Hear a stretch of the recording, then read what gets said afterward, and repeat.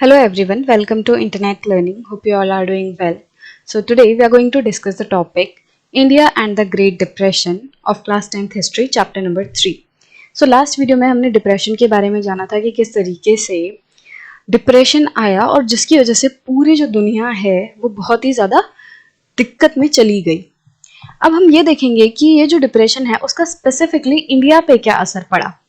If we look at the impact of the depression on India, we realize how integrated the global economy had become by the early 20th century. तो अगर हम ये देखें कि किस तरीके से ग्रेट डिप्रेशन का असर जो है वो इंडिया पे पड़ा, इससे हमें ये चीज़ समझ आएगी कि अर्ली 20th सेंचुरी आते आते जो पूरी दुनिया है वो कितनी ज़्यादा जुड़ गई थी, कितनी ज़्यादा इंटीग्रेट हो गई थी। मतलब अब दुनिया में अगर एक कोने में कुछ हो रहा है, अगर दुनिया के किसी एक पार्ट में कुछ हो रहा है तो उसका असर किसी दूसरे पार्ट में बहुत तेजी से दिखाई देगा। किसी दूसरे पार्ट में रहने वाले जो लोग हैं उनकी लाइफ्स, उनकी इकोनॉमीज, उनकी सोसाइटीज सब पर असर होगा। तो वर्ल्ड जो है वो इतना ज़्यादा इंटीग्रेट हो चुका था अर्ली 20th सेंचुरी तक। सो हमने 19th सेंचुरी में देखा था कि इंडिया जो है ब्रिटिशर्स के राज में क्या था, एक एक्सपोर्टर बन चुका था एग्रीकल्चरल गुड्स का एंड इंपोर्टर ऑफ मैन्युफैक्चरर्स बन चुका था। मतलब कि इंडिया जो है कॉलोनियल इंडिया, मतलब जब इंडिया ब्रिटिशर्स के राज में था तो उस टाइम पे ये चीज़ हम ऑलरेडी पिछले सेक्शंस में पढ़ चुके हैं कि क्या हुआ था कि इंडिया जो है वो एग्रीकल्चरल गुड्स का काफ़ी बड़ा एक्सपोर्टर बन गया था। इंडिया रॉ कॉटन, जो दूसरे रॉ मटेरियल्स हैं, ओपियम है, ये सारी चीज़ें जो है एक्सपोर्ट करने लग गया था। साथ ही साथ बहुत बड़ी मात्रा में वो मैन्युफैक्चर्ड गुड्स का इंपोर्टर बन चुका था कि जो ब्रिटेन वगैरह से आने वाले मैन्युफैक्चर्ड गुड्स हैं, फैक्ट्रीज में बनने वाले जो गुड्स हैं, उनको वो इंपोर्ट कर रहा था, अपने देश में खरीद रहा था। The depression immediately affected Indian trade. तो अब देखो इसका मतलब, देखो इंडिया एक्सपोर्ट भी कर रहा है, इंडिया इंपोर्ट भी कर रहा है। इसका मतलब इंडिया वर्ल्ड में दुनिया के साथ खरीद और बेच कर रहा है सामान की। इसका मतलब जैसे ही डिप्रेशन आएगा तो पूरी दुनिया के साथ साथ इंडिया की ट्रेड पर भी अफेक्ट पड़ेगा। तो जैसे ही डिप्रेशन आया वैसे ही इंडिया की जो ट्रेड है, इंडिया का जो व्यापार है वो बहुत ज्यादा अफेक्ट हुआ। इंडिया के जो एक्सपोर्ट हैं एंड जो इंपोर्ट हैं वो लगभग आधे हो गए 1928 एंड 1934 के बीच में। मान लो पहले हम 100 केजी का कुछ इंपोर्ट करते थे तो अब सिर्फ और सिर्फ 50 केजी का इंपोर्ट कर रहे हैं। सिमिलरली मान लो पहले कुछ हम जैसे 10 यूनिट एक्सपोर्ट करते थे तो अब सिर्फ और सिर्फ 5 यूनिट एक्सपोर्ट कर रहे हैं। मतलब इस तरीके से क्या हो गया, हमारा जो इंपोर्ट एंड एक्सपोर्ट है वो लगभग आधा हो गया इस पीरियड में 1928 एंड 1934 के बीच में।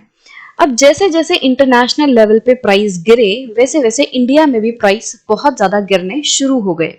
ठीक है, Between 1928 and 34, wheat prices in India fell by 50%. तो 1928 and 34 के बीच में जो गेहूं के प्राइसेस थे इंडिया में वो लगभग 50% से गिर गए। डिप्रेशन से पहले मान लो 20 रुपए पर केजी गेहूं हम बेचा करते थे, बट अब क्या हो गया, डिप्रेशन की वजह से प्राइस लगभग 10 रुपए पर केजी आ गए। तो मतलब लगभग आधा परसेंट, 50% जो है सामान का जो प्राइस है वो गिर गया। Peasants and farmers suffered more than urban dwellers. तो इंडिया में जो पेजेंट्स एंड फार्मर्स थे, तो पेजेंट क्या होता है, जो बहुत छोटे किसान होते हैं जिनके पास अपनी जमीन नहीं होती या जो रेंट पे जमीन लेके खेती करते हैं, और फार्मर्स जो थोड़े बेटर कंडीशन में होते हैं, आप ऐसे समझ सकते हो। पेजेंट मतलब जो एकदम ही छोटे लेवल पे जो किसान रहते हैं, हालांकि इनके मोटे मोटे तौर पे दोनों का ही मतलब किसान ही है, जो खेती करते हैं लोग। तो पेजेंट्स एंड फार्मर्स जो हैं उनको ज्यादा परेशानी झेलनी पड़ी उन लोगों के मुकाबले जो कि अर्बन एरियाज में रहते थे, जो कि शहरों में रहते थे। तो शहरों में रहने वाले लोगों को ज्यादा दिक्कत नहीं हुई। गांव में जो पेजेंट्स थे, जो फार्मर्स थे, जो किसान थे, उनको बहुत ज्यादा दिक्कत झेलनी पड़ी। Though agricultural prices fell sharply, the colonial government refused to reduce revenue demands. तो हुआ क्या कि एग्रीकल्चरल प्राइसेस बहुत ज्यादा गिर गए। गेहूं का जो प्राइस है वो लगभग 50% गिर गया, बट गवर्नमेंट ने टैक्स पे कोई भी रियायत नहीं की। गवर्नमेंट ने, ये जो ब्रिटिश गवर्नमेंट थी, कॉलोनियल गवर्नमेंट थी, उसने मना कर दिया कि वो टैक्स को कम नहीं करेगी। अब मान लो जो पर्सन है उसकी इनकम कम हो गई, एग्जाम्पल के तौर पे पहले पर्सन 100 रुपए कमाता था और 100 में से 20 रुपए उसको रेंट देना होता था। तो अगर वो 100 कमा रहा है तो रेंट नहीं, टैक्स की बात कर रहे हैं हम, या रेवेन्यू जिसे कह रहे हैं। तो मान लो वो पर्सन 100 रुपए कमा रहा है और 20 रुपए उसे टैक्स देना है, तो वो ठीक है दे देगा कि चलो 100 में से 20 रुपए मैंने टैक्स दे दिया। बट जो पर्सन कमा ही मुश्किल से 50 रुपए रहा है, तो इस 50 में से 20 रुपए टैक्स देना बहुत ही मुश्किल होगा। अगर वो 50 में से 20 रुपए टैक्स दे देगा तो उसके पास सिर्फ और सिर्फ 30 रुपए बचेंगे और 30 रुपए में उसका खर्चा नहीं चल पाएगा। तो अगर प्राइस कम हो रहे हैं, अगर इनकम कम हो रही है, तो टेक्निकली ये जो टैक्स है वो भी कम हो जाना चाहिए।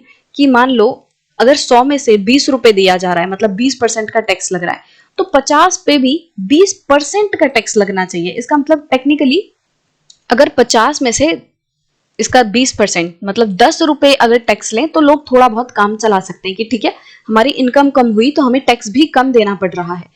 बट यहाँ पे क्या हो रहा था कि टैक्स नहीं गिराया जा रहा था। पहले भी उनको उतना ही टैक्स देना पड़ रहा था और अब उनकी इनकम कम हो गई थी, उसके बाद भी उन्हें उतना ही टैक्स देना पड़ रहा था। जो कॉलोनियल गवर्नमेंट है वो मना कर रही थी कि हम टैक्स नहीं कम करेंगे, हम जितना पहले इकट्ठा करते थे टैक्स उतना ही लेंगे। तो इसकी वजह से जो लोग थे, जो फार्मर्स थे, उनको बहुत ज्यादा दिक्कत आ रही थी। और स्पेशली वो पेजेंट्स जो कि वर्ल्ड मार्केट के लिए प्रोड्यूस कर रहे थे, ऐसे किसान जो कि ऐसे सामान को उगा रहे थे जिसको कि उन्हें दूसरे देश में बेचना होता था, वो और ज्यादा दिक्कत झेल रहे थे। मतलब वो सबसे बुरे तरीके से परेशान हुए इस डिप्रेशन की वजह से। एग्जाम्पल के तौर पे बंगाल में जो जूट प्रोड्यूसर्स थे उनकी बात करते हैं।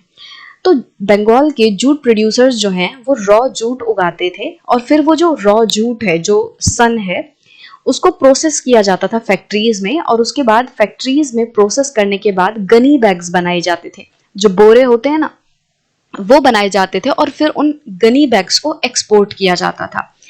तो अब डिप्रेशन हुआ। डिप्रेशन की वजह से क्या हुआ, एक्सपोर्ट जो है गनी बैग्स का वो एकदम कोलैप्स हो गया। अब ज्यादा मात्रा में गनी बैग्स एक्सपोर्ट नहीं हो पा रहे और इसकी वजह से जो रॉ जूट का प्राइस है वो बहुत ज्यादा कम हो गया। मतलब अगर गनी बैग की डिमांड कम हुई तो गनी बैग को बनाने के लिए जो रॉ जूट है उसकी भी डिमांड कम हो जाएगी, और अगर डिमांड कम होगी तो प्राइस जो है वो भी गिर जाता है। तो यहाँ पे क्या हुआ कि जो प्राइस है रॉ जूट का वो बहुत ज्यादा गिर गया, कम हो गया, लगभग 60% से कम हो गया। अब ऐसे किसान जिन्होंने पैसा उधार पे लिया था इस उम्मीद में कि अच्छा टाइम आएगा, या फिर इस उम्मीद में कि वो अगर लोन लेंगे, लोन से उनके पास थोड़ा सा पैसा आएगा, उस पैसे को इस्तेमाल करके वो ज्यादा आउटपुट प्रोड्यूस करेंगे और ज्यादा आउटपुट से उनकी इनकम ज्यादा हो जाएगी।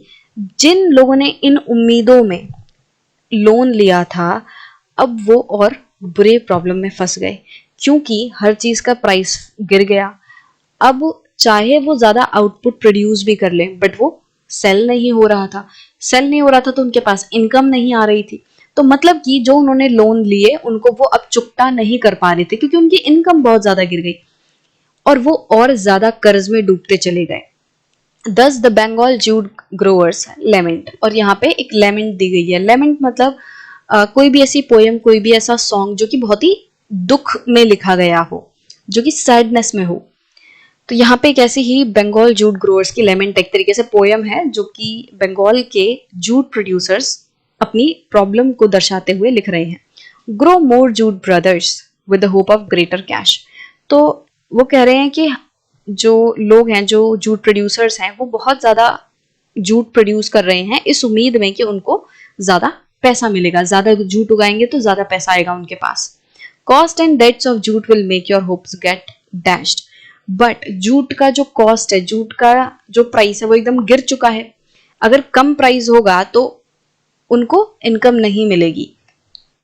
पहले मान लो उनका जो जूट है वो 100 रुपए में वो बेच देते थे, बट अब मुश्किल से 40 रुपए में उनका जूट जो है वो बिक रहा है, तो उनकी इनकम बहुत कम हो गई, 60% से कम हो गई।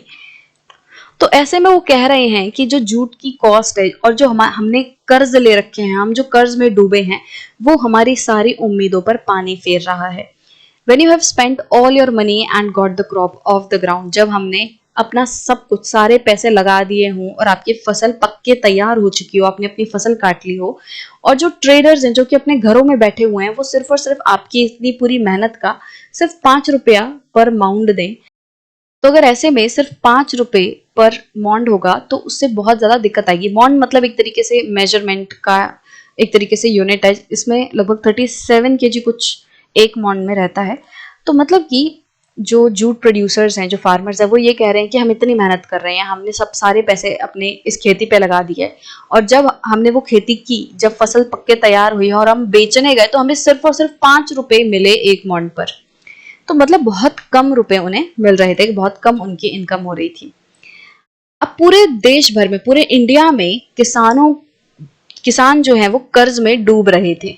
ज्यादा से ज्यादा किसान जो है वो कर्ज में डूब रहे थे। बेचारे जो किसान थे उन्होंने अपनी सारी सेविंग्स यूज कर चुकी थी, जो भी उनके पास उन्होंने पैसा जुटा के रखा था वो सब यूज कर लिया। अपने खर्चों को पूरा करने के लिए उन्होंने अपनी जमीनें मॉर्टगेज कर दी। मॉर्टगेज का मतलब होता है गिरवी रख देना, तो उन्होंने अपनी जमीनें गिरवी रख दी। उन्होंने जो भी उनके पास ज्वेलरी थी, प्रेशियस मेटल्स वगैरह थे, वो सब उन्होंने बेच दिए ताकि वो अपने खर्चे चला पाएं। इतनी ज्यादा दिक्कत आ गई थी, इतना ज्यादा लोगों की इनकम कम हो चुकी थी इस डिप्रेशन की वजह से। In these depression years India became an exporter of precious metals. But अब इस डिप्रेशन के दौरान एक चीज देखने मिली कि इंडिया जो है वो प्रेशियस मेटल का एक्सपोर्टर बन गया। मतलब अब इंडिया जो प्रेशियस मेटल है वो दूसरे देशों को बेच रहा था। जैसे सोना होता है, मतलब स्पेसिफिकली सोना इंडिया काफी बेच रहा था दूसरे देशों को इस डिप्रेशन के दौरान। तो एक फेमस इकोनॉमिस्ट हैं जॉन माइनार्ड कीन्स, ये क्या कहते हैं कि इंडिया ये जो गोल्ड एक्सपोर्ट कर रहा था इसकी वजह से ग्लोबल इकोनॉमी को हेल्प हुई रिकवर करने में। डिप्रेशन की वजह से जो मंदी आ गई थी, जो सब कुछ गिर गया था, तो इंडिया से एक्सपोर्ट होने वाले गोल्ड ने पूरे दुनिया को हेल्प किया इस डिप्रेशन से उभरने में। बट भले ही जो इंडिया है वो दूसरे देशों को, पूरे दुनिया भर को हेल्प कर रहा था इकोनॉमिक रिकवरी करने में, बट फिर भी हमारा जो हमारे देश में रहने वाले जो किसान हैं उन पे बहुत ज्यादा असर नहीं पड़ रहा था। जो ब्रिटेन है उसको काफी हेल्प मिली रिकवरी करने में। इंडिया जो सोना वगैरह बेच रहा था, इंडिया जो सोना एक्सपोर्ट कर रहा था, उसकी मदद से पूरी दुनिया भर को हेल्प हुई रिकवरी के लिए। स्पेसिफिकली जो ब्रिटेन है उसको बहुत ज्यादा मदद हुई रिकवर करने के लिए, काफी तेजी से ब्रिटेन रिकवर कर पाया हम जो गोल्ड वगैरह एक्सपोर्ट कर रहे थे उसकी वजह से। बट हम दुनिया को तो मदद कर रहे थे, बट हमारे खुद के जो किसान हैं उनको हम ज्यादा मदद नहीं कर पा रहे थे, उन पे कोई ज्यादा असर नहीं पड़ रहा था इस एक्सपोर्ट की वजह से, ये जो हम गोल्ड वगैरह एक्सपोर्ट कर रहे थे। रूरल इंडिया जो है वो सिविल डिसोबीडियंस के लॉन्च के टाइम पे बहुत ज्यादा गुस्से में था। तो सीडिंग का मतलब होता है बहुत ज्यादा गुस्से में होना, किसी चीज से बहुत ज्यादा नाराज होना। तो rural India was the seething with unrest when Mahatma Gandhi launched the civil disobedient movement at the height of depression in 1931। तो 1931 के दौरान जब महात्मा गांधी जी ने सिविल डिसोबीडियंस मूवमेंट लॉन्च की, तो वो समय ऐसा था जब लोग बहुत ज्यादा गुस्से में थे, बहुत ज्यादा परेशान थे इस पूरी सिचुएशन की वजह से। और हमने ये भी देखा था कि जब सिविल डिसोबीडियंस मूवमेंट हुई तो कहीं कहीं दंगे भी भड़क गए थे। तो उसका एक कारण ये भी हो सकता है कि ऑलरेडी लोग बहुत ज्यादा परेशान थे इस डिप्रेशन की वजह से, उनके पास कोई इनकम नहीं थी, तो उनमें एकदम अनरेस्ट था, वो एकदम गुस्से में थे, उनमें कोई भी सहन शक्ति नहीं थी कि वो चीजों को थोड़ा सा तसल्ली से ले सके। तो उसकी वजह से भी जो लोग हैं उन्होंने दंगे वगैरह कर दिए होंगे। तो बेसिकली ये पूरा माहौल ऐसा था जिसमें इंडिया में सिविल डिसोबीडियंस वगैरह चल रहा है, लोग आजादी के लिए लड़ रहे हैं, और दूसरी तरफ ये जो डिप्रेशन है उसने बुरी हालत कर रखी थी।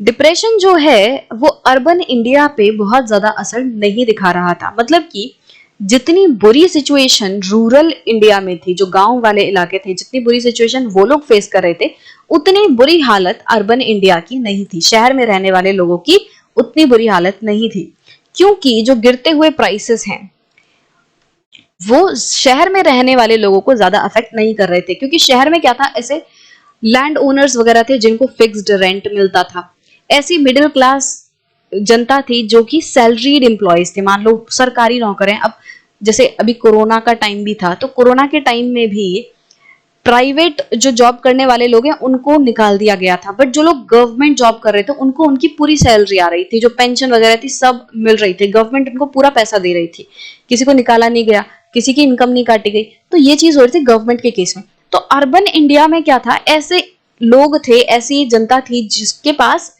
फिक्स्ड सैलरी थी। अगर कोई बहुत बड़ा लैंड ओनर है तो उसको भी ये था कि उसको पर्टिकुलरली हर महीने उसका कोई रेंट आ रहा है। और जो जॉब करने वाली जनता है, जैसे मान लो कोई सरकार में जॉब कर रही है, कोई गवर्नमेंट जॉब वगैरह कर रही है, या किसी ऐसी अच्छी कंपनी में लगे हैं जहां पे उनको फिक्स्ड इनकम मिल रही है, तो अर्बन एरिया में रहने वाले ऐसे लोगों को ज्यादा दिक्कत नहीं हुई, क्योंकि उनकी इनकम कम नहीं हुई। जो गांव में रहने वाले लोग थे उनको दिक्कत क्यों हुई, क्योंकि उनकी इनकम कम हो गई, उनकी जो आमदनी थी वो कम हो गई। बट शहर में बहुत से ऐसे लोग थे जिनकी इनकम नहीं कम हुई और प्राइजेस कम हो गए, तो उनको तो बल्कि फायदा हुआ कि पहले भी हम 1,000 रुपए कमाते थे, अब भी 1,000 रुपए ही कमा रहे हैं। पहले हम 1,000 में से हमें कितने का, मान लो 300 रुपए का खर्चा करना पड़ रहा था, जो भी अपना राशन वगैरह खरीदना है वो 300 का आता था। बट अब इन सारी चीजों के प्राइसेस कम हो गए, अब 300 की जगह सिर्फ और सिर्फ 200 में ही खर्चा चल रहा है और अभी भी इनकम 1,000 ही है। तो अब 100 रुपए का फायदा हो गया ना, कि पहले 300 का खर्चा करना पड़ता था, अब क्योंकि चीजों के प्राइस सस्ते हो गए तो सेम चीज लगभग 200 में मिल रही है। तो ऐसे लोग जिनकी फिक्स्ड इनकम थी शहरों में, उनको फायदा हुआ, उनको बहुत ज्यादा दिक्कत का सामना नहीं करना पड़ा। अब देखो, हमने अभी अभी देखा कि ये वाला माहौल कैसा था, सिविल डिसोबीडियंस वगैरह वाला माहौल था। मतलब यहाँ पे नेशनलिस्ट ओपिनियन चल रही थी। मतलब एक तरीके से चारों तरफ क्या हो रहा था, ऐसा माहौल था कि हम हमारे राइट्स के लिए, इंडियंस अपने राइट्स के लिए लड़ रहे थे, अपनी आजादी की बात कर रहे थे। तो इस पूरे माहौल में गवर्नमेंट के ऊपर प्रेशर बना कि इस पूरे डिप्रेशन के दौरान हम हमारी खुद की इंडस्ट्रीज को, अपनी डोमेस्टिक इंडस्ट्रीज को प्रोटेक्ट करें। तो जैसे हमने यूएस के केस में देखा था कि यूएस ने क्या किया था, इंपोर्ट्स पे टैरिफ बढ़ा दिया था अपनी डोमेस्टिक इंडस्ट्रीज को प्रोटेक्ट करने के लिए। ठीक है, क्यों, कैसे प्रोटेक्ट होंगे, ये चीज हमने उस वीडियो में समझी थी डिटेल में, कि टैक्स, इंपोर्ट पे टैक्स बढ़ाने की वजह से कैसे हेल्प होती है लोकल इंडस्ट्रीज को। तो होगा क्या कि अगर टैक्स बढ़ा देंगे तो हम, जैसे हमने क्या किया, हमारे देश में इंपोर्ट पे टैक्स बढ़ा दिया कि अगर हम किसी दूसरे देश से कोई सामान खरीदेंगे तो हमें बहुत ज्यादा पैसा देना पड़ेगा। अब अगर टैक्स बढ़ गया है, ज्यादा पैसा देना पड़ा है, तो हम कम खरीदेंगे क्योंकि महंगा हो गया, अब हम ज्यादा नहीं खरीदेंगे। इससे क्या होगा, हमारे खुद के देश की जो इंडस्ट्रीज हैं उनको मौका मिलेगा अपने प्रोडक्ट्स को बेचने का, क्योंकि वो कंपैरेटिवली सस्ते होंगे। दूसरे देश से जो सामान आएगा, अब उसके मुकाबले हमारे खुद के देश में बनने वाले सामान सस्ते हो जाएंगे, क्योंकि दूसरे देश पे जो सामान आ रहा है उस पर हमने टैक्स लगा के उन्हें महंगा कर दिया। तो यही चीज यहाँ पे हो रही थी कि इंडिया में जो हमारी खुद की इंडस्ट्रीज थी उनको प्रोटेक्ट करने के लिए गवर्नमेंट के ऊपर ये प्रेशर बनाया गया कि टैरिफ लगाया जाए, इंपोर्ट पे टैरिफ वगैरह एक्सटेंड किया जाए। इससे क्या हुआ, हमारे देश की इंडस्ट्रीज को प्रोटेक्शन मिली और इंडस्ट्रियल इन्वेस्टमेंट थोड़ी बढ़ गई इस दौरान। तो कुछ चीजें पॉजिटिव हुई और कुछ चीजें नेगेटिव भी हुई। तो हमने डिप्रेशन के दौरान इंडिया पे दोनों ही चीजें देख ली कि पॉजिटिव कैसे हुई, कि शहरों में रहने वाले जो लोग हैं उनको बहुत ज्यादा दिक्कत नहीं हुई। इंडिया जो है गोल्ड का काफी बड़ा एक्सपोर्टर बन गया। साथ ही साथ जो इंडस्ट्रियल इन्वेस्टमेंट है वो भी थोड़ी सी बढ़ गई। बट अगर नेगेटिव पॉइंट की बात करें तो हमारे देश की जो ग्रास रूट है, जो एग्रीकल्चरल इकोनॉमी है हमारी, कि एग्रीकल्चर पे जो लोग डिपेंड करते हैं, उनको बहुत ज्यादा दिक्कत झेलनी पड़ी। तो ये पूरा इम्पैक्ट था डिप्रेशन का इंडिया के ऊपर।